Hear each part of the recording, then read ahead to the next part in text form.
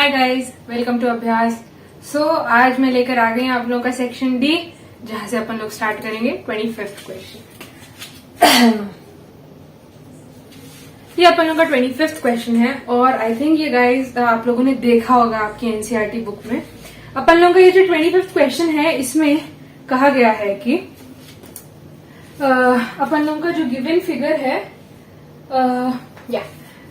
it depicts an archery target marked with its 5 scoring regions from the center outwards as gold, red, blue, black and white. The diameter of the region representing the gold score is 21 centimeter and each of the other bands have a 10.5 centimeter width. Find the area of the 5 scoring regions separately. तो अपन लोगों को सब को अलग अलग निकालना पड़ेगा। लेट्स सी, अपन लोगों का सबसे पहले तो डायग्राम बनाना जरूरी है। सबसे पहले अपन का ये गोल्ड रीजन, ये अपन का रेड रीजन, फिर आया अपन का ब्लू ब्लैक, ये ब्लू, ये ब्लैक, और इसे मैं थोड़ा छोटा करके उसके अंदर कर दूंगी। ये अपन के रीजन्स है, ठीक है।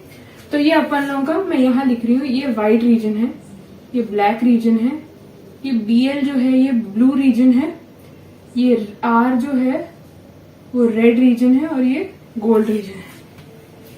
अब क्या कहा गया है कि मैं आप लोगों को बस थोड़ा मैग्नीफाई करके चीजें समझाने वाली हूँ।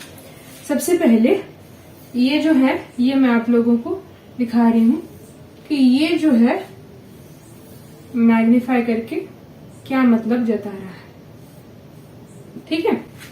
तो ये अपन लोगों का जो है वो गोल्ड रीजन है, ओके। उसके बाद अपन लोगों के red, blue and so on चीजें आ जाती। तो ये जो अपन लोगों का गोल्ड रीजन है ना, उसका उन लोगों ने कह रखा है कि इसकी जो डायामीटर है, मतलब इसका जो डायामीटर है वो 21 सेंटीमीटर वाइड है, ओके। और ये वाली जो विड्थ है वो है 10.5 cm ईच। मतलब ये रेड वाला भी, ब्लू वाला भी, ब्लैक, व्हाइट, सारे के सारे। लेकिन मैंने ये गलती करी थी आप लोगों का ये आंसर लिखते समय। मुझे लगा कि ये लोग इस विड्थ की बात नहीं कर रहे, ये पूरी की पूरी विड्थ बोल रहे हैं। मतलब कि अगर मैं ऐसा करके 2 रीजन्स बना दूं आप लोगों के लिए, तो मुझे लगा यहां से लेकर यहां तक और यहां से लेकर यहां तक की विड्थ बोली जा रही है। तो मैं इसका एडिशन मान रही थी कि ये पूरा का पूरा ऐड होके 10.5 सेंटीमीटर बन रहा है, लेकिन ऐसा नहीं है। It is only this portion. तो ये बात आप लोग गलती मत करिएगा। एंड टू अवॉइड दिस अपन लोग ध्यान रखेंगे, अपन लोग अपनी ड्राइंग बनाएंगे और यहाँ एक बार मार्क कर लेंगे ताकि अपन को याद रहे कि अपन का क्वेश्चन क्या है। नाउ इन दिस क्वेश्चन सबसे पहले अपन लोगों को क्या करना पड़ेगा, ड्राइंग तो बना लिया अपन लोगों ने। अब अपन लोग देखते हैं इसका आंसर कैसे फाइंड करेंगे, ठीक है। तो सबसे पहले अपन लोगों को गिवन चीजें लिखनी पड़ती हैं। आई गेस अब आप लोग समझ गए होंगे गिवन चीजें कैसे लिखनी है। Do not forget to write them. Given के बाद और टू फाइंड लिखने के बाद, गिवन और to find guys please write it by yourself, do not miss, it is very important. अब अपन लोगों को निकालना है डायामीटर। तो अपन लोगों को दिया हुआ है डायामीटर क्या है। डायामीटर जो है of gold region equals to 21 cm, right. मतलब कि रेडियस जो होगा वो क्या होगा। यहां पर रेडियस लिखते समय अगर आप लोगों को ये क्वेश्चन आ जाए, या फिर उस सर्कल की जगह आपको स्क्वायर आ जाए, रेक्टेंगल आ जाए, वहां पर ये चीज करना मत भूलिएगा। यहाँ रेडियस को मैं एक वेरिएबल अलॉट कर रही हूँ, दैट इज R1। आप लोग RG भी कर सकते हैं ताकि आप लोग कलर्स से उसे रिलेट कर पाए। Radius will be diameter by 2, that is 21/2 और 10.5 cm, ठीक है। आप लोगों का रेडियस ये निकला है। अब आप लोगों को बताना है कि इसका एरिया क्या है। अपन लोगों को धीरे धीरे करके सारे के एरिया निकालने हैं। मतलब कि क्या हो रहा है कि अगर मैं देखूं ये गोल्ड रीजन तो ठीक है, इट इज नॉर्मल सर्कल, लेकिन जो रेड रीजन है वो क्या हो रहा है, वो ये हो रहा है, ये जी है और ये आर है। अब ये जो रेड रीजन है उसका अगर मुझे एरिया निकालना होगा तो अपन को क्या करना पड़ेगा, इस पूरे सर्कल का एरिया निकालना पड़ेगा, उसमें से अपन को जी सबट्रैक्ट करना पड़ेगा। ठीक है, वैसे ही जब 3 सर्कल्स का केस आ जाता है तो ये अगर अपन का जी है, ये अपन का आर है और ये अपन का बी है, तो इस बी वाले ये पूरे बड़े वाले सर्कल से अपन लोगों को आर और जी का एरिया हटाना पड़ेगा, तब जाके केवल इस रीजन का अपन लोग को मिलेगा। तो अब अपन लोग देखते हैं कैसे लिखना है इसे एग्जाम में। ओके, फर्स्टली वाला जो बड़ा सिंपल वाली चीज है वो अपन कंप्लीट करते हैं, that is area of golden region. इसे अपन लोग A1 करेंगे, या ए जी छोटा सा नीचे मार्क कर दीजिएगा, equal to pi r square, लेकिन यहाँ 1 लगाना या जी लगाना इंपॉर्टेंट है, डू नॉट फॉरगेट। और फिर आप लोगों को रेडियस की वैल्यू डालनी पड़ेगी, यहाँ पर पाई 10.5 स्क्वायर, राइट। ये वाला जो आप लोग कर लेंगे तो आप लोग को इस वाले का ना एरिया मिलेगा 346.5 cm स्क्वायर। ओके, ये वाला तो आप लोगों को मिल गया, ये वाला आप लोग नोट डाउन कर सकते हैं। नाउ अगर मैं आप लोगों को बताऊं कि अपन लोगों को जो ये रेड वाला रीजन है, ये जो रेड वाला रीजन है वो कैसे निकालना है, तो आप लोग देखिए ध्यान से। Okay, radius of gold plus red reason, ऐसे लिखना बेहतर होगा ताकि आप लोग समझ पाए। अब देखिए रेडियस क्या निकलेगा,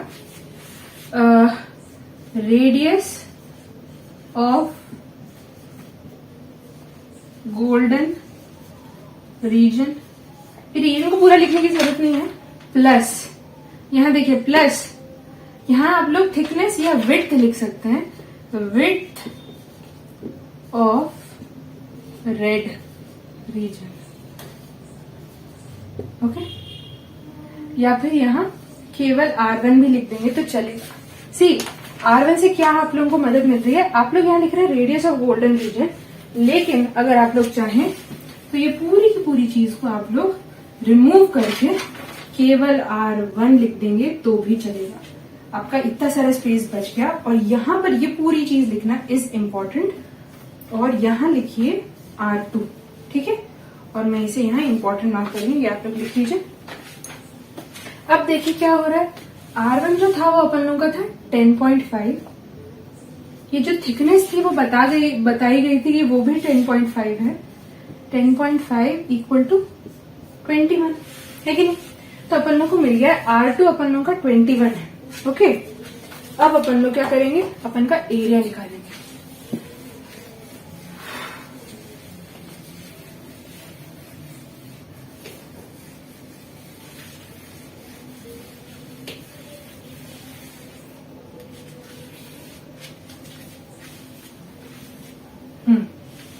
area of red region equals, आप लोगों ने जो आप लोग डायग्राम से रिलेट करते हुए करिएगा। देखिए ये जी है, ये आर है। अब एरिया ऑफ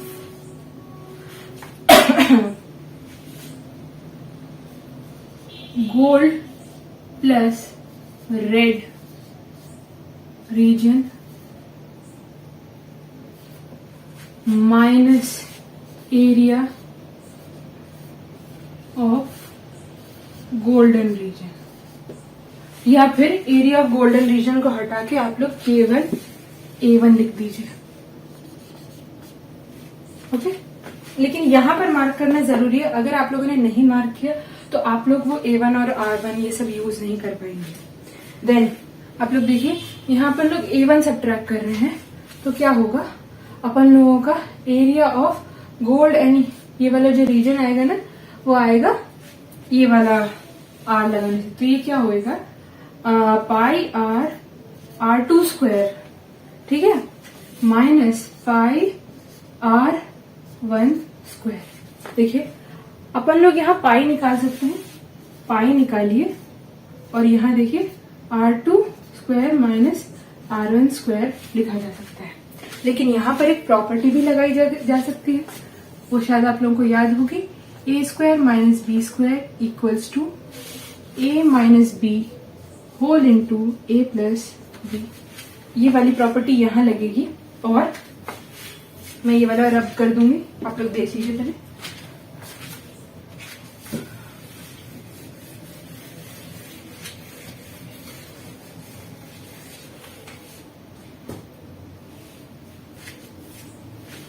ये हो जाएगा pi 21 minus 10.5 whole into 21 plus 10.5 equals to, इसका रेड रीजन का आंसर आ रहा है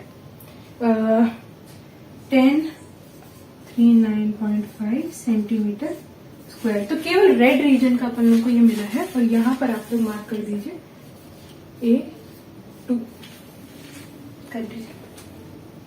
यस, तो ये होने के बाद अपन लोग आगे बढ़ेंगे और देखेंगे कि अपन लोग का नेक्स्ट कैसे होगा।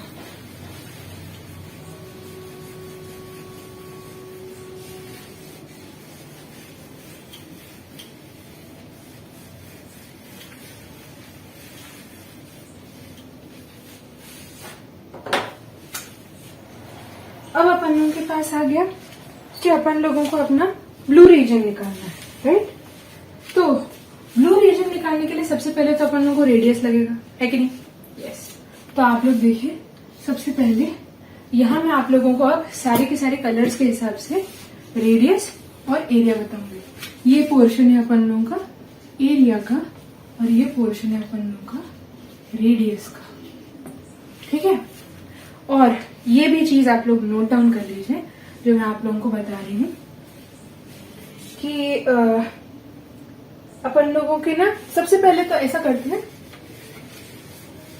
मैं लिख देती हूँ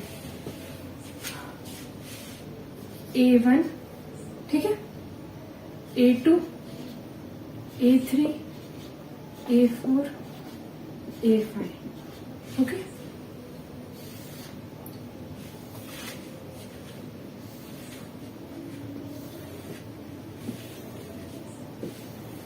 या A1 क्या है?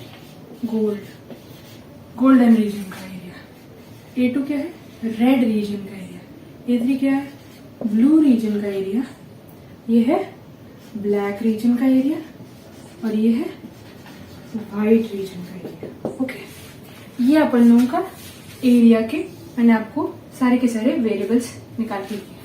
अब ध्यान से देखिए, बहुत इंपॉर्टेंट है, do not forget R4 and R5। अब देखिए, ये जो रीजन लिखे ना उसी के रेडियस में लिख रही हूँ। गोल्डन रीजन का रेडियस यहाँ है, वो कैसे निकाल रहे हैं, मैं उसकी न्यूमेरिकल वैल्यू नहीं लिख रही हूँ। मैं रेडियसेस की न्यूमेरिकल वैल्यू यहाँ नहीं लिख रही हूँ, मैं इसको किस किस का वो रेडियस है मैं वो बता रही हूँ। अब आप देखिए यहाँ इक्वल्स, सॉरी मैं यहाँ एक लाइन ड्रॉ कर दूं और अब ये देखिए, ये है गोल्ड रीजन का, ओके। ये है गोल्ड प्लस रेड रीजन का। गोल्डन प्लस रेड रीजन का है R2। Golden plus red plus blue region का है R3, ओके। ब्लू एरिया के ब्लू वाले जो कलर है उसका एरिया निकालने के लिए जो रेडियस है वो इतना बड़ा हो जाएगा। इन सब की न्यूमेरिकल वैल्यूज ऐड करनी पड़ेंगी अपन लोगों को। और यहाँ अपन लोगों का है gold plus red plus blue plus black, black reason के लिए। और ये है gold plus red plus blue plus black plus wide. Okay, और जो मैंने न्यूमेरिकल वैल्यूज निकाली थी उनके हिसाब से जो मेरे रेडियस आए हैं, मैं केवल रेडियस की वैल्यू यहाँ लिख रही हूँ, मैं एरिया की नहीं लिख रही। तो जो मेरा R1 आया था, जो मेरा R1 था वो था 10.5, ये सारे के सारे सेंटीमीटर में है, 10.5 है। R2 जो है वो 21 है। R3 जो है वो अपन लोगों का 31.5 है। और ये अपन का जो R4 है वो 42 है शायद, या अपन का जो R4 है वो 42 है। और अपन लोगों का R5 जो है वो है 52.5 सेंटीमीटर में, सारे के सारे। और आप लोग देखिए, ये जो रेड पोर्शन था वो भी 10.5 का था, और ये सारे के सारे 10.5 के ही है। तो अभी आप लोग ये नोट डाउन कर लीजिए, ताकि मैं जब आप लोगों को लिख कर दूं कि आपको एरिया कैसे निकालना है तो आपके लिए इजी हो जाए। अब तो आप लोग निकाल सकते हैं, मुझे रेडियस आप लोगों को बताने की जरूरत नहीं है, मैंने उनकी सारी की सारी वैल्यूज भी लिख दी हैं। और मैंने आप लोगों को बता दिया है कि मैंने कहाँ के रेडियस निकाले हैं। गोल्डन का मैंने आपको निकाल के बता दिया, रेड का भी मैंने निकाल के बता दिया। ब्लू वाले के केस में आपको 10.5 और ऐड करना पड़ेगा, मतलब कि मैंने 21 में 10.5 ऐड किया, मुझे 31.5 मिला। 10.5 ब्लैक के लिए मैंने ऐड किया, 42 हो गया। व्हाइट के लिए मैंने अगेन 10.5 ऐड किया, मुझे मिल गया 52.5। ठीक है, अब ये सारे के सारे रेडियस आपके पास मिल रहे हैं। मैं आपको बस लिखकर बताने वाली हूँ कि आपका एरिया आप लोगों को कैसे निकालना है। और अगर आप लोगों को देखना है कि आपको आंसर्स कैसे लिखने हैं तो वो आप नीचे डिस्क्रिप्शन में दिए हुए हैं आपके सारे के सारे सॉल्यूशंस में देख सकते हैं।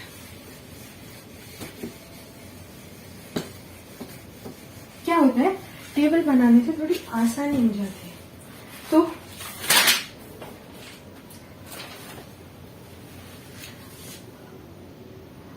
एरिया ऑफ रेड रीजन तो बता दिया था, area of blue region equals to, okay, area of gold plus red plus blue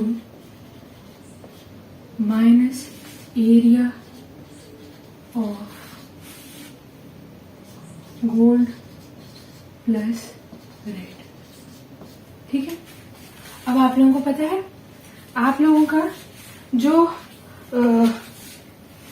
ये है उसके हिसाब से आप लोगों को लेना पड़ेगा। अब यहाँ पर कौन सा आर लग रहा है मैं आप लोगों को वो बता रही हूँ। देखिए, ये अपन लोगों का एरिया 3 है, जिसके लिए मुझे पता चला है कि यहाँ अपन लोगों का R3 लग रहा है, यहाँ आपका R2 लगेगा। ठीक है,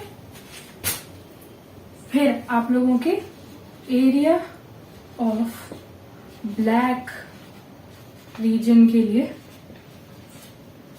A4 है ये, इसके लिए आप लोगों को area of gold plus red plus blue plus black के लिए आप लोगों को यहाँ R4 लगेगा। सब्ट्रैक्ट करना है अपन लोगों को area of gold plus red plus blue जो है अपन लोगों का R3, फिर अपन लोगों का एरिया ऑफ वाइट रीजन निकलेगा, that is A5 for us.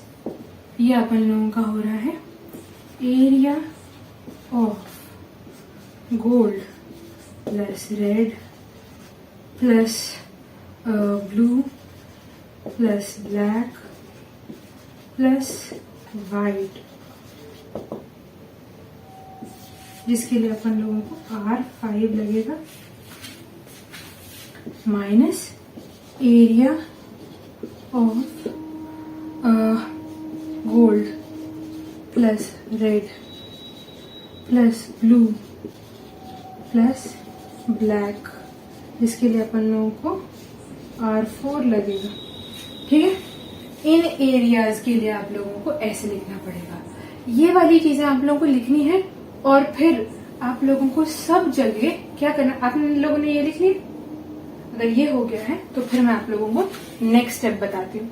अब ब्लू रीजन का नेक्स्ट स्टेप क्या होगा? नेक्स्ट स्टेप ये होगा कि आप लोग उसमें ये लिख दीजिए, उसका फॉर्मूला लिखिए, πr3² माइनस πr2²। ठीक है, ऐसे करके आपको सबट्रैक्ट करते जाना है। अब आप लोग बताइए यहाँ क्या होगा? यहाँ हो जाएगा πr4², यहाँ हो जाएगा πr3² और ये दोनों सबट्रैक्ट हो जाएंगे। वैसे ये भी निकलेगा और फिर आप लोगों को आंसर मिल जाएगा। रेड वाले के केस में मैंने आपको करके बता दिया क्या क्या लिखना है। तो सबसे पहले फर्स्ट स्टेप आप लोगों का हमेशा ये होगा, आप लोग ये चीज लिखना बहुत जरूरी है। ओके, ये आप लोगों का फर्स्ट स्टेप होता है। सेकेंड स्टेप आप लोगों का ये होता है, सेकेंड स्टेप, और थर्ड स्टेप आप लोगों का आंसर हो सकता है, या फिर आप अपनी वो सारे के सारे वो जो अपन लोगों की प्रॉपर्टी होती है वो लगा के दिखा सकते हैं। Now let us move on to a 26 question. सारे के सारे आंसर्स आप लोगों को मिल जाएंगे नीचे। और 26 क्वेश्चन पे आ जाते हैं। ओके, तो ये स्टैटिस्टिक्स का क्वेश्चन है, बड़ा ही इजी होता है। मतलब जो मेरे फ्रेंड्स जिनको मैथ्स बहुत ज्यादा पसंद नहीं है उन लोगों के लिए बड़ा ही मजेदार है, क्योंकि इसमें केवल प्लस माइनस की चिंता है अपन लोगों को और एक छोटा सा फॉर्मूला रखने की दिक्कत है। और जो मेरे दोस्तों को पसंद है और उन लोगों को लगता है स्टैटिस्टिक्स इज क्वाइट बोरिंग, तो उन लोगों के लिए थोड़ा बोरिंग सवाल है, लेकिन क्योंकि सवाल है इम्पोर्टेंट है, लेट्स कंप्लीट इट। तो अपन लोगों को ना यहाँ टेबल बनाना पड़ेगा। अपन लोगों को तीन वो बनाने पड़ेंगे कॉलम्स। ओके ओके, एक होएगा अपन की क्लास इंटरवल का, ठीक है, एक होगा अपन की फ्रीक्वेंसी का, और एक होगा आपकी क्यूमुलेटिव फ्रीक्वेंसी का। ठीक है,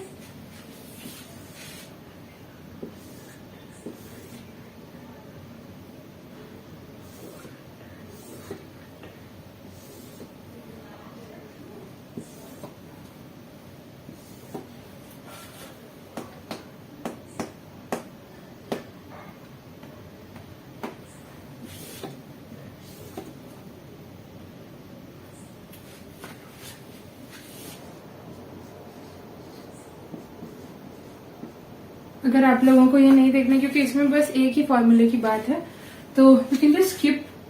आप लोग डायरेक्ट इसका आंसर देख सकते हैं। That will be more helping you more, आपका टाइम बचाने में, saving your time.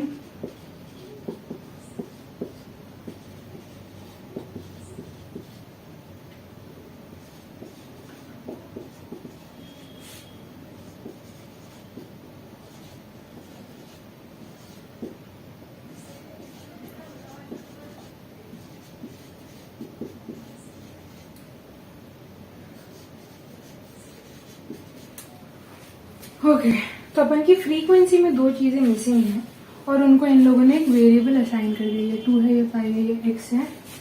12, 17, 20, y974, y974। और क्यूमुलेटिव फ्रीक्वेंसी आप लोग जानते हैं कैसे निकालते हैं। You have to add on the values which are next to it. तो असेंडिंग ऑर्डर में अपन ऐड करते हैं। ये 2 रहेगा, 7 हो जाएगा, 7 प्लस x है ना, फिर 19 प्लस x, फिर अपन लोगों का क्या है 36 प्लस x, फिर अपन लोगों का 56 plus x, 56 plus x plus y, फिर अपन का 65 प्लस एक्स प्लस वाई, फिर अपन लोगों का 72 plus x plus y, and lastly 76 plus x plus y. N दिया हुआ है आप लोगों को कि वो 100 है। ठीक है, अब ये पूरा का पूरा आप लोगों को बनाना जरूरी है। उसके बाद आप लोग ऐसा लिख सकते हैं, क्यूमुलेटिव फ्रीक्वेंसी दी गई है plus y equal to 100, median दिया हुआ है उन लोगों ने 525। अब आप लोग देखिए 525 कहाँ पड़ता है, वो इस क्लास में पड़ता है। ठीक है, तो आप लोगों को वो मेंशन करना पड़ेगा। उसके हिसाब से मीडियन के फॉर्मूले में एल लगता है, एल अपन लोगों का 500 है, मतलब इसकी फर्स्ट वैल्यू 500। फिर अपन लोगों की जो फ्रीक्वेंसी है वो ऊपर वाले, ये जो अपन की फ्रीक्वेंसी है वो लगती है ये वाली। फिर अपन की क्यूमुलेटिव फ्रीक्वेंसी वो एक ऊपर वाली लगती है, तो अपन की क्यूमुलेटिव ये 36 वाली लगेगी। सी एफ जो है अपन लोगों की लगेगी 36 प्लस एक्स, और जो अपन लोगों का डिफरेंस है, इन सब में डिफरेंस कितना है, इसमें भी 100 इसमें भी 100, तो वो डिफरेंस जो है उसे एच से अपन मेंशन करते हैं और ये डिफरेंस अपन लोगों का 100 लिखा जाता है। नाउ मीडियन का जो फॉर्मूला है वो ये है l plus n by 2 minus c f upon frequency whole into h, whole into h, ये आप लोग लिख लीजिए। फिर अपन लोगों को इन सब की वैल्यूज इंसर्ट कर करके देखना पड़ेगा। तो अपन लोग करते हैं, मीडियन की भी वैल्यू दी हुई है 525 है, तो अब मैं धीरे धीरे करके ये पूरा का पूरा लिखूंगी।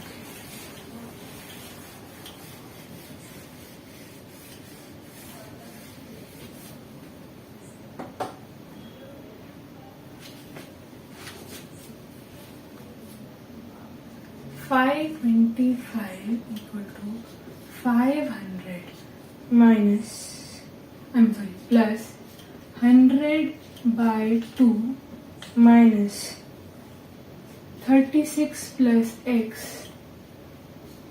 अपॉन फ्रीक्वेंसी क्या है 20 इंटू h क्या है 100। Okay, let's start doing now. अब 525 equal to 500 plus 15 minus 36 minus x upon ये कट गया, ये 5 हो गया, तो होल इंटू 5। ओके, now देखिए 525 में से मैं ऐसा करती हूँ 525 माइनस 500 इक्वल टू 4, और ये क्या हो जाएगा 114 माइनस एक्स होल इंटू 5। अब क्या हो जाएगा 25 by 5 equal to 14 minus x, या 5 इक्वल टू 14 माइनस एक्स, या x equal to 14 minus 5, x equal to 9। या अपन लोग को x की वैल्यू मिल गई है। अब अपन लोग y ढूंढते हैं। ठीक, यहाँ मैं बस रेफरेंस के लिए लिख रही हूँ x इक्वल टू 9।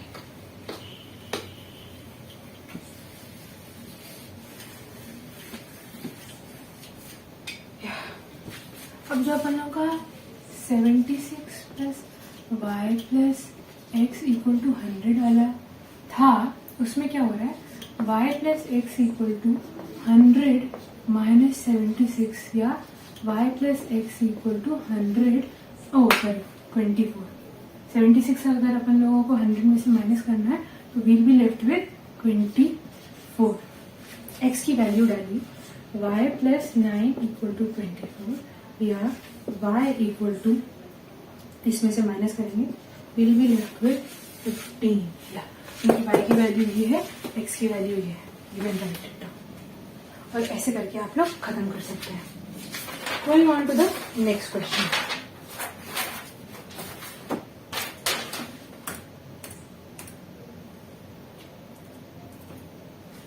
या तो अपन लोग अगर अपना 27th क्वेश्चन देखेंगे तो उसमें 27th क्वेश्चन जो है वो प्रूफ का है, नहीं ढूंढने का है. Let's read it, okay? Consider the numbers 4 to the power n, where n is a natural number. Check whether there is any value of n for 4n ends with the digit 0. अपन को कुछ चीजें दी गई हैं, वो आप लोगों को given के फॉर्म में लिखना है और टू फाइंड के फॉर्म में लिखना पड़ेगा. मैं यहाँ आप लोगों को समझा रही हूँ क्या वो एंड होगा कि नहीं होगा, और अगर होगा नहीं होगा तो how will be prove that.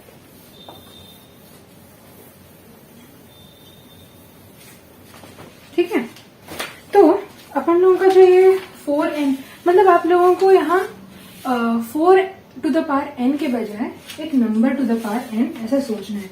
अभी आप लोगों को क्वेश्चन में दिया है 4 टू द पावर n. यहाँ पर आप लोग ध्यान रखिए कोई भी नंबर 4 की जगह आ सकता है, तो आप लोग क्या करेंगे उस समय, मैं उसे फिर x to the power n करके समझाऊंगी. आप लोगों के पास अभी 4n है, तो आप लोगों को सबसे पहले फर्स्ट स्टेप होगा फैक्टराइज द नंबर. ठीक है, फैक्टराइज करते हैं 4 को 4 2 2 2 1. ओके, तो अपन लोग 4n को कैसे लिख सकते हैं, 4n equals to 2 into 2 to the power n, या फिर 4n equals to 2 square to the power n. Okay, केवल इतना ही करिए, यही था. Do not write it as 2n, write it in this form. उसके बाद देखिए क्या करना है. अपन लोगों को कहा गया है कि क्या कोई भी ऐसी वैल्यू है जहां पर वो एंड कर रहा हो 0 से. तो टू एंड विद 0 क्या होना चाहिए, मतलब कि आप लोग देखिए कोई भी नंबर अपन लोगों के पास, अपन 0 वाले नंबर्स थोड़े लेते हैं. I am just taking a few examples. Okay, सबसे पहले 100 एक अच्छा एग्जांपल, 10 420 और 50. ठीक है, ध्यान से देखिएगा. क्या मैं इन सारे के सारे नंबर्स को 10 का मल्टीपल कह सकती हूँ? यस, क्योंकि इन्हें लिखा जा सकता है 10 इंटू 10, 1 इंटू 10, 42 इंटू 10 और 5 इंटू 10. ठीक है, यहाँ इन सब में कॉमन क्या निकल रहा है, 10. ओके, यहाँ पर 10 निकल रहा है. अब अगर अपन लोग देखना चाह रहे हैं कि 4n में कोई भी जगह हो जहां पर 0 से वो एंड कर रहा है, मतलब कि वो पर्टिकुलर नंबर, ठीक है, उसे अपन लोग y मानते हैं. y इंटू 10, ऐसी कुछ सिचुएशन वो कह रहा है 4n की होगी. मतलब अगर 4n जो है उसमें कोई भी नंबर आ रहा है जो 0 से एंड कर रहा है, तो उसकी सिचुएशन ये भी हो सकती होगी, डेफिनेटली होगी. तो क्योंकि उसकी सिचुएशन ये है, उसमें अपन लोग अब 10 को फैक्टराइज करेंगे. मैं केवल आपको समझाने के लिए बता रही हूँ. तो ये मैं ऐसे लिख सकती हूँ into 5 into 2. Okay, got it? Yes. अब आप लोग देखिए ये वाला जो है चीज, इसमें 4 के पास क्या क्या है. Okay, 4 is equal to 2 into 2, 10 equals to 5 into 2, मतलब 2 चीज कॉमन है और अपन के 4 के पास 5 नहीं है. 4 के पास 5 नहीं है, इसलिए वो 0 से एंड नहीं कर पाएगा. 4 टू द पावर n में क्या होगा, बार बार 4 एक दूसरे खुद से ही मल्टीप्लाई करता जाएगा n नंबर ऑफ टाइम्स. जितनी बार आप कहोगे वो उतनी बार करेगा, लेकिन कभी भी इस जगह पर आप 5 नहीं ढूंढ पाओगे. अगर 5 नहीं है तो 10 बन ही नहीं पाएगा. अगर 5 नहीं है तो 10 कैसे बनेगा? अगर 10 नहीं बनेगा तो ये वाली सिचुएशन कभी भी नहीं आएगी और 4 टू द पावर n आपको आखिरी में डिजिट 0 नहीं देगा. और इसका लिखने का तरीका थोड़ा इम्पोर्टेंट है, तो वो आप लोग जरूर देखिएगा नीचे वाले सोल्यूशन में. और एंड में ये लाइन लिखना जरूरी है जो मैं अभी पढ़ के बता रही हूँ. The uniqueness of fundamental theorem of arithmetic guarantees that there are no other primes in the factorization of 4n. There are no other primes other than 2 in the factorization of 4n. आप लोग देखिए यहाँ केवल 2 है, 5 इसकी जगह नहीं है, प्राइम नंबर 5 नहीं है, इसलिए वो 10 नहीं बना पाएगा. तो आप लोग वहां सोल्यूशन देख सकते हैं और आप लोगों को याद रखना है फैक्टराइज करके पहले देखिए, फिर आप लोग दिखा सकते हैं. ये चीज को पूरी की पूरी तरीके से दिखाइए. 4n is unequal to y into 10. ठीक है, where y can be any value. और फिर आप उसका नेक्स्ट स्टेप ये करके दिखाइए, बिकॉज फिर आप लोगों को लिखना है कि hence there is a need of 5 number prime number 5 for 0 to be there in 4 to the power n. There is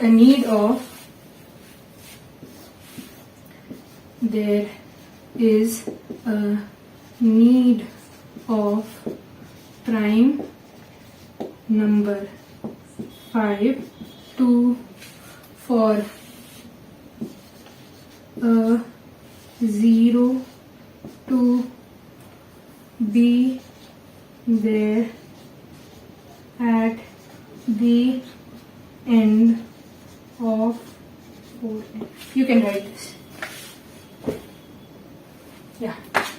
तो अपन लोगों का ये था, एक इम्पॉर्टेंट क्वेश्चन है, प्रूव वाला क्वेश्चन है कि यार 4n में आप कभी भी एंड में 0 नहीं देखेंगे. And moving on to the next question, अपन 28th क्वेश्चन पे आ गए हैं.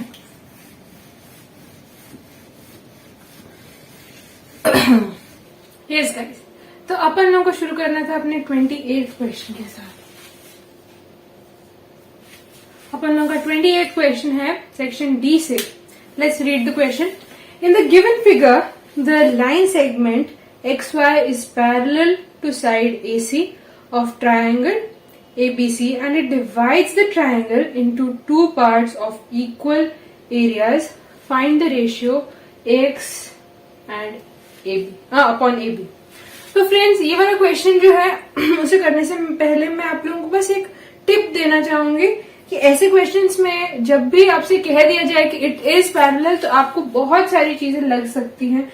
मतलब कोरिस्पॉन्डिंग एंगल्स, कॉन्जिक्यूटिव एंगल्स, और मतलब बहुत सारे टाइप के कॉम्प्लीमेंट्री, सप्लीमेंट्री, ये सारे एंगल्स की बातें आ सकती हैं.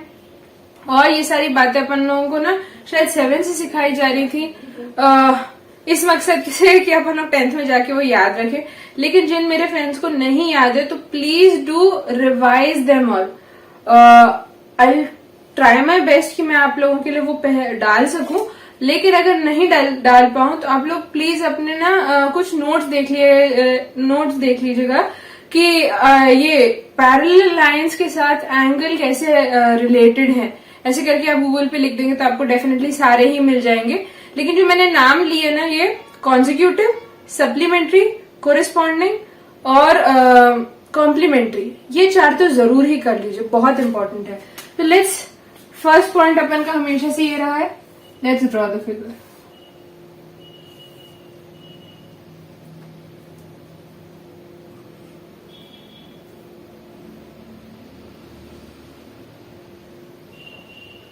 थोड़ा ठीक है. एंड अपन लोगों का ABC है ऐसे, ABC X Y. ओके, तो अपन लोगों को दिया हुआ है कि XY is parallel to AC. Okay, मतलब कि अपन लोगों के ये वाले एंगल्स, ये वाला और ये वाला एंगल कोरिस्पॉन्डिंग एंगल्स की वजह से इक्वल हो जाता है. That is angle BXY is equal to angle BAC and angle BYX. Angle BYX is equal to angle BCA. Angle BCA, और ये दोनों के दोनों जो है ना वो कोरिस्पॉन्डिंग एंगल्स की वजह से है. Just because the lines are parallel to each other. अगर पैरेलल नहीं होती तो ये कोरिस्पॉन्डिंग का अपन लोग नहीं लगा सकते थे. तो अपन लोग को क्या करना पड़ेगा, क्योंकि अपन लोग को इसका रेशियो निकालना है, तो अपन लोगों को ये दोनों के दोनों एंगल्स ट्रायंगल्स को और एंगल्स को देखना पड़ेगा। और यहाँ पर ना एरिया वाला पोर्शन भी आ जाता है। वो एरिया वाला क्वेश्चंस भी आपको बहुत सारे आएंगे। एक पर्टिकुलर एक्सरसाइज है एनसीईआरटी में जो पूरी की पूरी एरियाज को इन लोगों ने डेडिकेट करी है, और अगर आप लोगों ने वो एक्सरसाइज कर लिया तो इट्स रियली हेल्पफुल। और यहाँ पर मैं अभी आप लोगों को वो एरिया वाला करके भी बताऊंगी। तो मैं आप लोगों को पहले बताती हूँ। अपन लोगों का ये जो 28th क्वेश्चन है उसमें नेवर फॉरगेट गिवन लिखिए। गिवन कैसे लिखना है? सबसे पहली चीज तो अपन लोगों की थी X Y parallel to A C. Then अपन लोगों की जो सेकंड गिवन चीज थी वो ये है, उन लोगों ने बता रखा है कि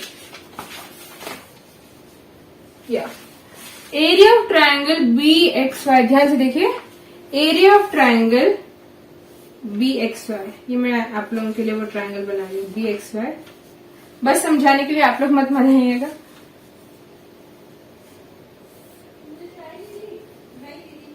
ए एक्स वाई सी, ये वाली का area of this portion and area of this portion are equal to one another, उन लोगों ने ये कह रखा है। और गिवन में मैं आप लोगों को बताती हूँ, अपन लोग उसे ऐसे लिख सकते हैं, area of triangle B X Y is equal to area of portion A X Y C. And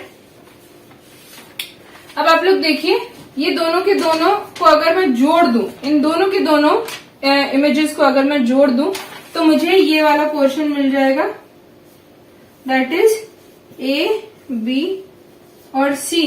तो क्या मैं कह सकती हूं कि twice the area of triangle B X Y is equal to twice the area of image AXYC is equal to the area of triangle ABC।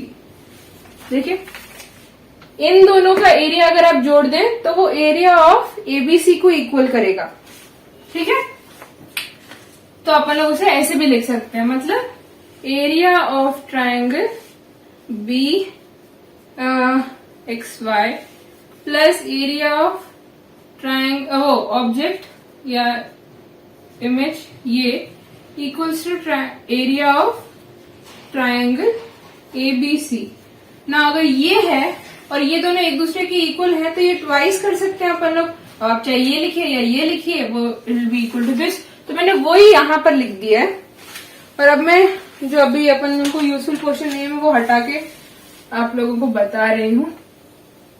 ये corresponding angles I think अब आप लोगों को याद रहेगा, मैं वो हटा रही हूँ। एंड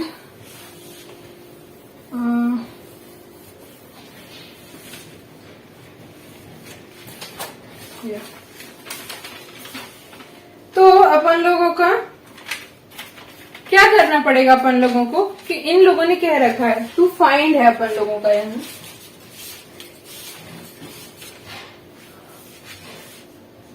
टू फाइंड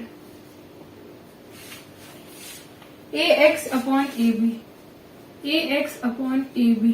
अब अपन लोग क्या करेंगे, AX अपॉन AB का अपन लोगों को ढूंढना है। अब आप लोगों को याद है पिछला वाला शायद क्वेश्चन था, नहीं पिछले के थोड़ा दूर था, लेकिन एक क्वेश्चन मैं आप लोगों को सी वाले में करा चुकी हूँ, जो जिसमें अपन लोगों को ना ट्रायंगल की सिमिलैरिटी प्रूव करनी पड़ी थी। या तो यहाँ पर भी अपन लोगों को ट्रायंगल की सिमिलैरिटी प्रूव करनी पड़ेगी। दैट इज कि ये जो अपन लोगों का ट्रायंगल, यहाँ ध्यान से देखिए, ये केवल रफ सेक्शन में मैं आप लोगों को समझा रही हूँ थोड़ा सा पोर्शन, सिमिलैरिटी क्या प्रूव करनी है और क्यों करनी है। अपन लोगों को प्रूव करना पड़ेगा कि अपन लोगों का ये जो ट्रायंगल है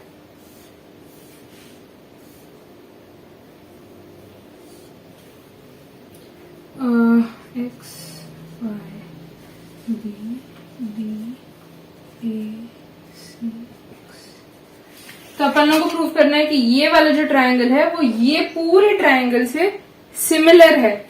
अब अपन लोग ये कैसे प्रूव करेंगे, अपन लोगों को बड़े ही इजी वाले स्टेप से जाना है। दैट इज बहुत छोटी वाली सिमिलैरिटी जो लगती है वो है ए सिमिलैरिटी। तो अपन की ये जो ए सिमिलैरिटी है ना, उसकी मदद से अपन लोग प्रूव करेंगे कि ये दोनों सिमिलर है एक दूसरे के। और फिर सिमिलर प्रूफ करने की वजह से अपन लोगों को एक चीज मिलती है, दैट इज कि अपन लोग कह सकते हैं जब ये सिमिलर हो जाएंगे तो अपन लोग कह पाएंगे कि area of triangle BXY upon area of triangle ABC is equal to AX upon AB का whole square. AX upon AB का होल स्क्वायर मतलब उनकी साइड्स की अपन होल स्क्वायर कह सकते हैं। It will also be equal to XY upon AC का whole square and also will be equal to BY upon BC का होल स्क्वायर।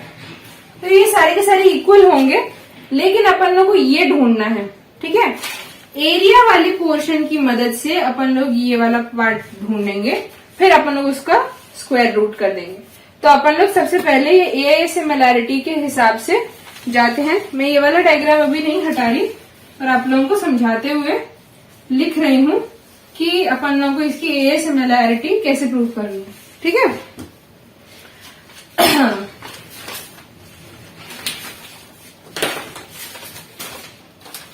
क्या तो अपन लोग लिखेंगे ये वाला ट्रायंगल और ये वाला ट्रायंगल।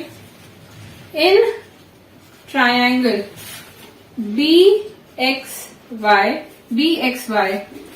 एंड ट्रायंगल BAC, आप लोगों को ध्यान रखना है अपन के एंगल्स वाले वो सब कुछ कोरिस्पॉन्ड करने चाहिए। तो BXY तो BAC ओके, कॉमा लगाइए। नाउ अपन लोग देखेंगे कौन कौन से एंगल्स हैं जो एक दूसरे के इक्वल हैं। तो भाई ये जो दोनों चीजें मैंने लिखी है ना, वो कोरिस्पॉन्डिंग के एंगल की वजह से थी। आप लोगों को वही दो चीजें यहाँ लिख देनी है और उसका रीजन लिख देना है। आप लोग ये यहाँ लिखेंगे, उसके नीचे उसका रीजन लिख दीजिए, कोरिस्पॉन्डिंग एंगल्स करके आप लोगों को लिखना है, ओके। उसके बाद आप लोग लिखिए यहाँ कि ये ए सिमिलैरिटी की वजह से ये दोनों के दोनों triangles BXY is similar to triangle BAC। A similarity की वजह से ऐसा हो गया। अब आप लोगों ने ये प्रूफ किया ना, ठीक है, आप लोगों ने ये प्रूफ किया। अभी आप लोग ये लिख लीजिए पूरा का पूरा, ये लिख कॉपी करना मत भूलेगा, कोरिस्पॉन्डिंग एंगल रीजन देना मत भूलेगा, ए सिमिलैरिटी की वजह से ये हुए हैं ये मत भूलेगा। नाउ जब मैं इसे रिमूव करूंगी तो मैं क्या लिख सकती हूं कि ये सब लिखने के बाद अपन लोग लिखेंगे हेंस। अब अपन लोगों को क्या होता है, एरिया वाला अपन लोगों को स्टेप लगाना पड़ेगा। यहां पर हो जाएगा area of triangle BXY upon area of triangle BAC is equal to अपन लोगों के सारे मैं लगा आप लोगों को दिखा रही हूँ कैसे कैसे लिख सकते हैं अपन लोग। BXY में BX अपॉन BA का होल स्क्वायर, या फिर अपन लोग लिख सकते हैं BY अपॉन BC का होल स्क्वायर, या अपन लोग लिख सकते हैं XY अपॉन AC का होल स्क्वायर, ठीक है। तो अपन के पास ये जो BA है वो अपन लोग AB भी लिख सकते हैं, राइट। या मैं इसे ऐसे लिख सकती हूँ कि XB अपॉन AB, ओके। तो मैं ये दोनों नहीं ले रही क्योंकि AB इसके डिनोमिनेटर में है और मुझे वो ज्यादा इजी लग रहा है, इसलिए मैं अभी AB लूंगी और ये वाले पोर्शन को मैं रब कर देती हूँ। बस समझाने के लिए मैंने लिखा था, you can just right this. उसके बाद फर्दर ऑन नेक्स्ट स्टेप क्या होगा, यहां से मैं आप लोगों का ले रही हूं अपन लोगों का ये जो BAC है, जो अपन लोगों का ट्रायंगल ABC या BAC है, वो इसके बराबर है। अब मैं क्या करूंगी, लिख दूंगी। नेक्स्ट स्टेप ये होगा, area of triangle BXY upon twice the area of triangle BXY is equal to XB upon AB का होल स्क्वायर। ओके, अब ये तो कट गया, तो क्या मिल रहा है अपन को, 1/2 equal to XB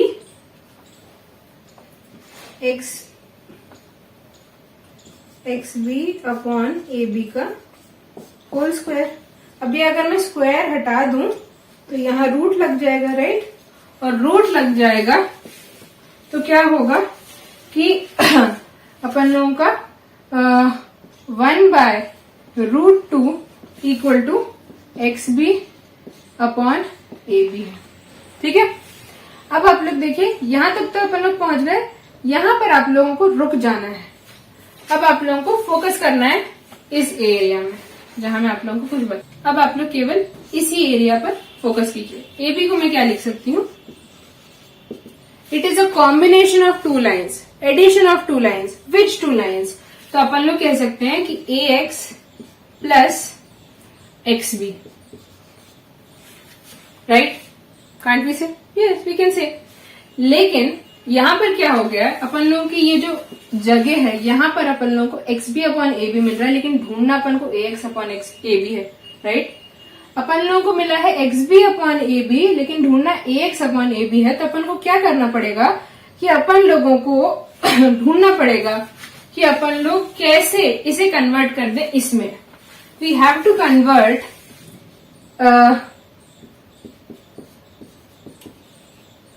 XB upon AB को अपन लोगों को AX अपॉन AB में कन्वर्ट करना है। वो अपन लोग कैसे करेंगे?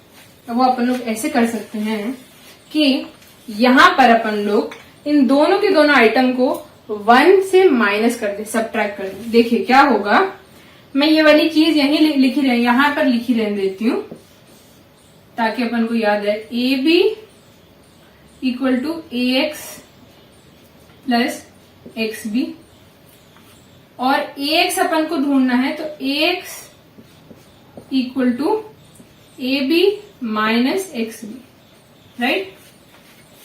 AB माइनस XB ऐसा कैसे हो सकता है? जब अपन लोग वी गाइज नो कि अपन लोग अगर इक्वल टू साइन है तो उसके LHS में और RHS में कोई भी चीज ऐड, सब्ट्रैक्ट कुछ भी कर सकते हैं, राइट? तो इक्वल टू साइन तो है, यहां पर मैं दोनों की दोनों इन चीजों को 1 से सब्ट्रैक्ट कर रही हूं। ठीक है, क्यों कर रही हूं वो अभी आपको समझ आएगा। XB upon AB, okay? ठीक है, ध्यान से देखिए। ये हो जाएगा √2 ये equal to AB minus XB upon AB। ठीक है, अब आप लोग देखिए, यही वाला आ गया क्वेश्चन। अपन लोग कन्वर्ट कर रहे थे XB AB को AX अपॉन AB में, और अपन लोग को समझ नहीं आ रहा था वो कैसे करें। अपन ने देखा AB equal to AX plus XB, अपन ने देखा XB का वैल्यू ये है। अपन लोग को इस सिचुएशन पे आने के लिए 1 यहाँ डालना पड़ेगा। 1 जैसे ही डाला अपन लोग इस पर पहुंच गए यहाँ पर, और अब अपन लोग इसे इस वाली चीज को AX से रिप्लेस कर सकते हैं, right? Yes, we can replace it. तो अपन लोगों की क्या आ जाती है value, AX upon XB AB equals to ये। लेकिन ये वाली चीज को आपको ऐसा छोड़ना अच्छा नहीं है। यूजुअली टीचर्स एक्सपेक्ट कि अपन लोग उसे रैशनलाइज फॉर्म में छोड़ें, इसलिए इसे रैशनलाइज करने के लिए आप लोगों को क्या करना पड़ेगा, आप लोग ये नोट डाउन कर लीजिए पहले। अब इस चीज को रैशनलाइज करने के लिए आप लोगों को क्या करना पड़ेगा,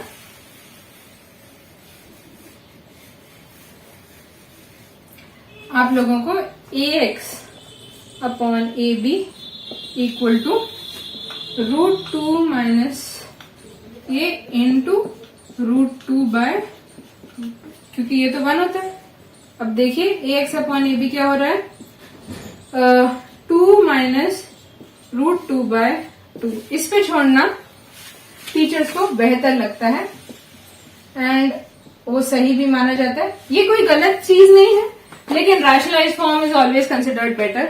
इस पे आपको फुल मार्क्स मिलते हैं, मे बी यहाँ काट लिए जाए। तो ये था आपका आंसर 28 क्वेश्चन का। या completed. Now let's move further on and 29th question देखते हैं अपन लोगों का क्या है।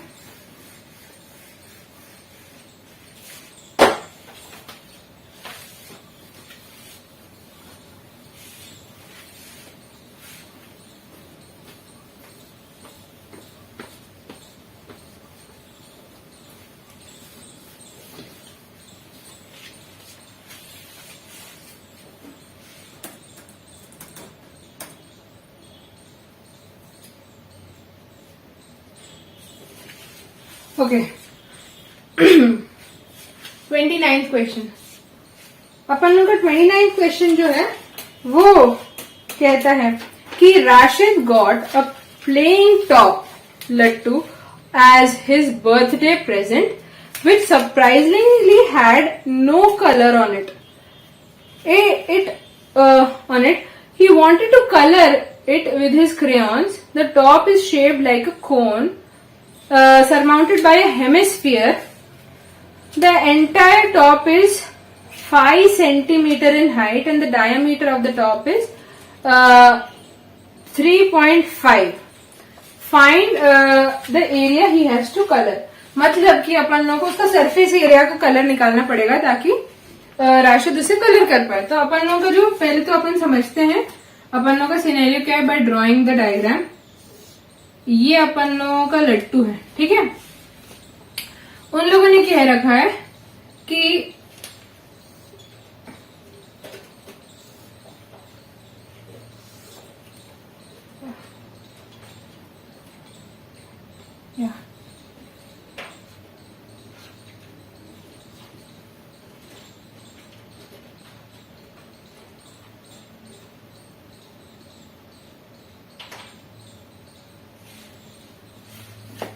तो ये जो है वो है 5 सेंटीमीटर का, राइट।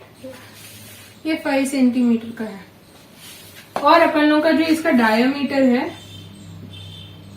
वो है 3.5। ना इसका सरफेस एरिया अपन लोगों को निकालना है। तो अपन लोगों को क्या करना पड़ेगा कि अपन लोगों को इसका it is a combination of 2 things. क्या है? 2 ऑब्जेक्ट्स का कॉम्बिनेशन ये है। एक तो है हेमिस्फीयर और एक है कोन, ठीक है। एक ये कोन है, एक ये हेमिस्फीयर है। इन दोनों का कॉम्बिनेशन है। तो अपन लोगों को क्या करना पड़ेगा कि अपन लोगों को इसका सरफेस एरिया निकालना पड़ेगा प्लस इसका सरफेस एरिया निकालना पड़ेगा और फिर अपन लोगों को पता चलेगा कि अपन लोग इसका एरिया इन टोटल क्या निकाल रहे हैं। क्या है कि अपन को इसकी टोटल हाइट दी हुई है लेकिन अपन लोग को कोन की हाइट एग्जैक्टली अभी नहीं पता। तो क्या कर सकते हैं अपन लोग, अपन का डायमीटर ये इतना है ना, let's see, I am so sorry, ये जो अपन लोगों का डायमीटर है वो मैं डी से इंडिकेट कर रही हूँ और बता रही हूँ। 3.5 सेंटीमीटर का डायमीटर है अपन लोगों का, या फिर अपन लोग इसे 35/10 और 7/2 भी लिख सकते हैं, राइट। और रेडियस अगर निकालना है तो वो d/2 हो जाएगा और 7/2 इंटू 1/2 और 7/4 हो जाएगा, राइट। 7/4 अपन का रेडियस हो गया, ओके।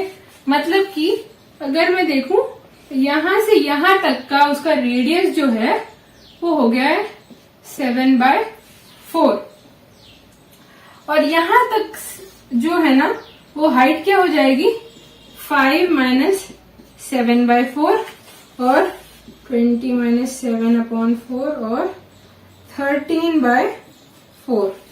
तो इसकी जो हाइट है वो हो गई है 13/4 यार। तो कोन की जो अपन की हाइट मिली है वो हो गई है 13/4 सेंटीमीटर और ये अपन लोगों का रेडियस यहाँ 7/4 सेंटीमीटर है। तो अपन लोग क्या करेंगे कि अब देखेंगे सरफेस एरिया अपन लोगों को कैसे निकालना है।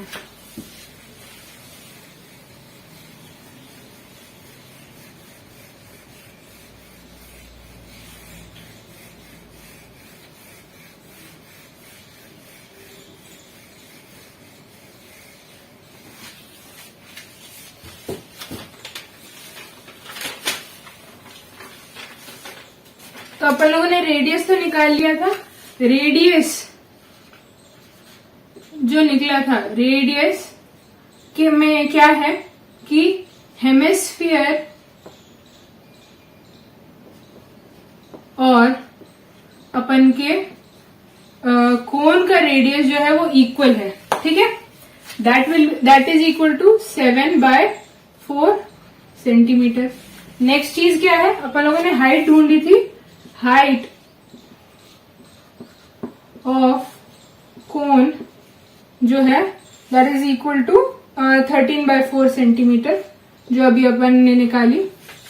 फिर अपन लोगों को क्या लगता है कि अपन लोगों को यहाँ सरफेस एरिया निकालना है, इसलिए अपन को उसकी स्लांट हाइट भी निकालनी पड़ेगी। तो स्लांट हाइट निकालने के लिए वही पुरानी चीज पाइथागोरस थ्योरम लगानी पड़ेगी। पाइथागोरस थ्योरम लगाकर मैंने देखा कि इसकी स्लांट हाइट क्या हो रही है, एल से जो अपन रिप्रेजेंट करते हैं 7/4 whole square plus 13/4 square equal to, मैंने इसका एकदम एग्जैक्ट वो निकाला था वैल्यू जो आ रही थी 3.69, लेकिन क्योंकि ये 9 है 5 से बड़ा है तो अपन लोग इसकी एक अप्रॉक्स वैल्यू लेंगे, वो होगी 3.7 सेंटीमीटर। ओके, इसकी अपन को एल भी मिल गई, that is our slant height. तो अपन लोगों को जो ये मिला है ना, इसमें अपन लोगों ने सब निकाल लिया है अपन के न्यूमेरिकल वैल्यूज, डायमेंशंस। अब अपन लोगों को क्या निकालना है अपन लोगों को निकालना है अपन लोगों का ये जो अपन का बना था लट्टू, सॉरी बहुत ही गंदी डायग्राम है, बेटर। तो ये जो अपन का है उसका total surface area, total surface area of object, ठीक है। Total surface area of object क्या है, सरफेस एरिया ऑफ हेमिस्फीयर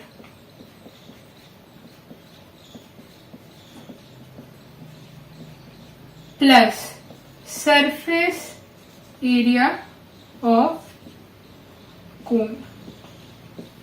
आप लोग देखें, क्या आप लोगों को समझ आ रहा है? इसका सरफेस एरिया प्लस हेमिस्फीयर का सरफेस एरिया अपन लोगों को total surface area of the लट्टू देगा। ऑब्जेक्ट के साथ में यहाँ लट्टू भी लिख देती हूँ। ओके, तो यहाँ सरफेस एरिया ऑफ अपन का हेमिस्फीयर क्या होता है, वो होता है 2πr² plus surface area of cone क्या होता है πrl। ठीक है, यहाँ क्या क्या निकल रहा है बाहर।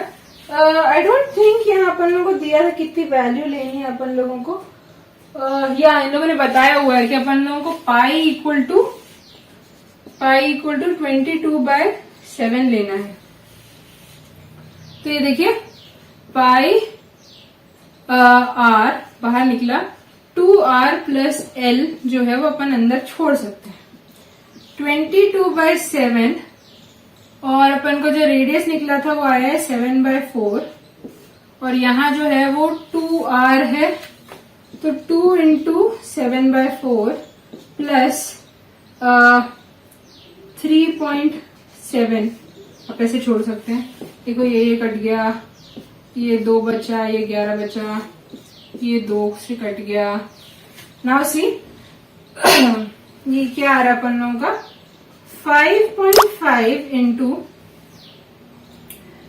3.5 प्लस 3.7 और ये हो जाएगा 5.5 into ये हो जाएगा 7.2 या यही हो रहा है ना, या और आपको ये मल्टीप्लाई करना है तो यू विल बी गेटिंग ये answer as 39.6 centimetre square as its area. तो बड़ा मजेदार क्वेश्चन था यार, बहुत बड़ा नहीं था, इजी भी था। तो ये सब आप लोग करिए। फर्स्ट चीज आपका रेडियस निकालिए, और अगर आप लोगों से कह दिया है कि पाई की वैल्यू को जज करके ना हमेशा मैं निकालती थी अपना कि अभी मल्टीप्लाई अपन लोगों को उसे डेसिमल में करना चाहिए या नहीं करना चाहिए। पाई की वैल्यू अगर 22/7 दी गई है, मतलब वो चाह रहे हैं कि अपन लोग ना उसको काट दे, डिवीजन होता जाए और अपन लोग उसे फर्दर ऑन काटते जाए। और अपन के बाद में देखो यहाँ पर काटने के बाद सीधे उसे डिवाइड करके इस जगह पर आ जाओ और आपका आंसर आ जाएगा। और 3.14 मतलब आपसे चाह रहे हैं आप मल्टीप्लाई करते जाओ, क्योंकि यूजुअली 3.14 ना कटेगा नहीं।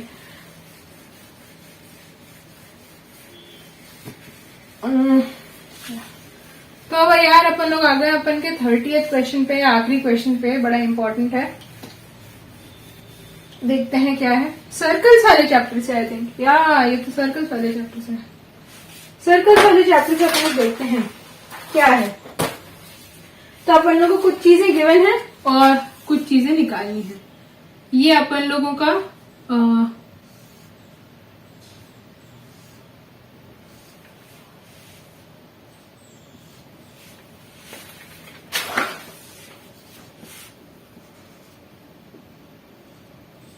पहली बार अपन लोगों को थोड़ा ढंग से बना है।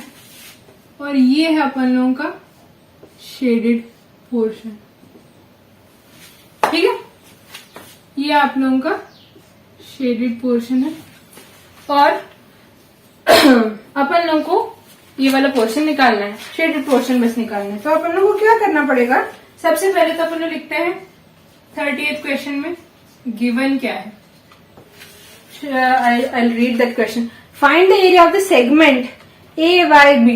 AYB का segment का निकालो area. If radius of the circle is 21 centimetre, मतलब अपन का ये जो है ये 21 सेंटीमीटर का है। And angle AOB is 120 degree. Okay, 120 degree ये बताया गया है। और उन लोगों ने कह दिया है, अभी ये सारी गिवन चीजें मैंने यहाँ लिख दी हैं, ठीक है। यहाँ आप लोग ध्यान से लिखिएगा, रेडियस पहले लिख दीजिए equal to 21 centimetre, angle AOB लिखिए इक्वल टू 120 डिग्री, और आप लोगों को लिखना है यूज करना है अपन लोगों को कौन सा टाइप का पाई, पाई इक्वल्स टू 22/7। और अब टू फाइंड, ये लिख रही हूँ स्पेस बचाने के लिए, to find area of AYB, segment AYB, right. तो अब अपन लोग AYB का एरिया कैसे निकालेंगे। सबसे पहले तो मेरे दिमाग में आता है कि या तो अपन ऐसा करें पूरे सर्कल का निकाल लें, फिर AB वाले सेगमेंट को अपन लोग इस वाले पूरे सर्कल में से माइनस कर दें। दैट्स क्वाइट डिफिकल्ट, लेकिन अपन लोग क्या कर सकते हैं, इसे थोड़ा मैग्नीफाई करके बताते हैं। ओके, मैग्नीफाई करके देखो ना, तो आप लोगों का ये एक पोर्शन है, फिर से वो लट्टू जैसा, और आपको केवल ये हेमिस्फीयर का पोर्शन निकालना है। और इन लोगों ने यहाँ पर आप लोगों को 120 डिग्री भी दिया हुआ। तो आप लोगों को पता है ना, ये वाला पूरा अगर मैं बोलूं तो अगर मैं केवल एरिया निकाल रही हूँ तो इसे अपन लोग कहते हैं सेक्टर। ये वाला जो पोर्शन होता है उसे अपन लोग कहते हैं सेक्टर। अपन क्या कर सकते हैं, area of sector, area of sector में से माइनस कर सकते हैं एरिया ऑफ ट्रायंगल।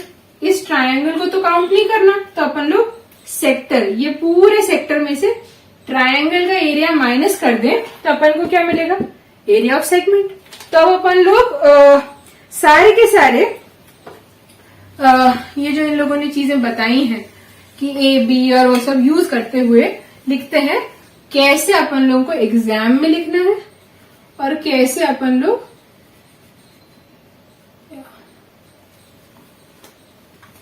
अभी लिखते हैं।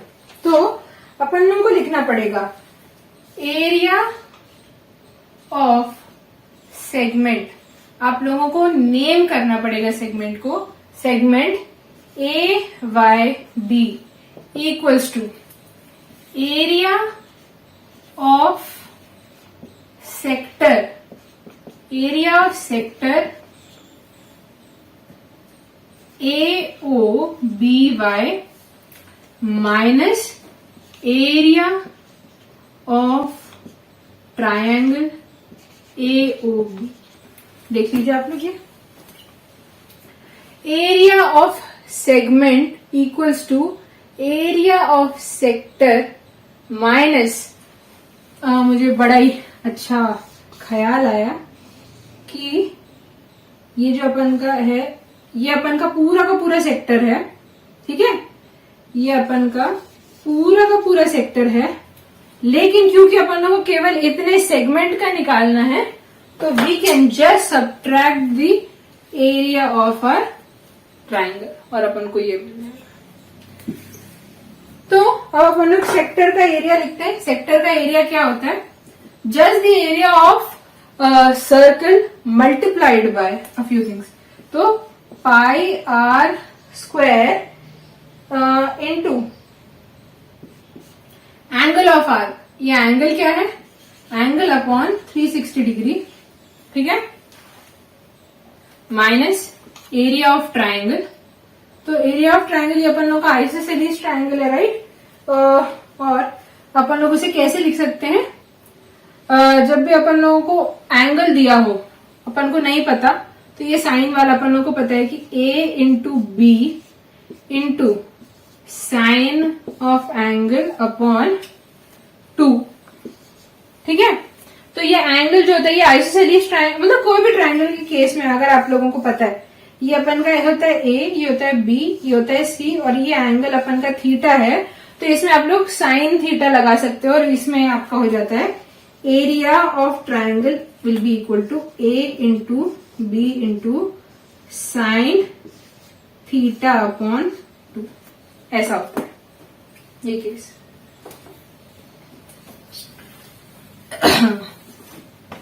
और अब अपन लोग लिखना शुरू करते हैं, इनकी वैल्यू पुट करेंगे तो क्या होएगा?